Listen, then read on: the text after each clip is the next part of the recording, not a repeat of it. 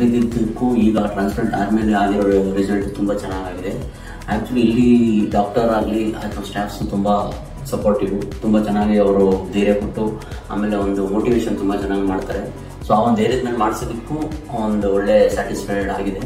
ತುಂಬ ಖುಷಿ ಆಯಿತು ಇದು ಮಾಡಿಸಿದ್ದು. ನನಗೆ ಯಾವುದೇ ಥರ ತೊಂದರೆ ಇಲ್ಲ, ಯಾವುದೇ ಥರ ಆರೋಗ್ಯ ಸಮಸ್ಯೆ ಏನೂ ತೊಂದರೆ ಇಲ್ಲ. ತುಂಬ ಚೆನ್ನಾಗಿದೆ, ರಿಸಲ್ಟು ಚೆನ್ನಾಗಿ ಬಂದಿದೆ. ಮುಂದೆನೂ ಚೆನ್ನಾಗಿರುತ್ತೆ ಇದೇ ಥರ ಅಂತ ಹೇಳಿದರೆ. Thank you.